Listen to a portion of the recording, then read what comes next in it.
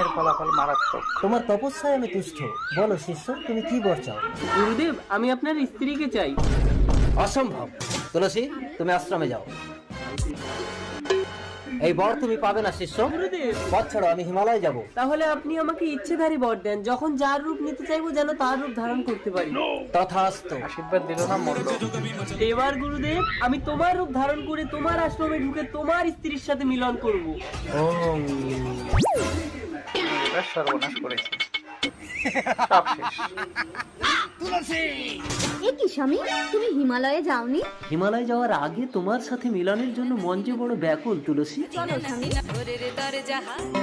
এ কি আমার কুমণ্ডল, তবে কি আশ্রমে?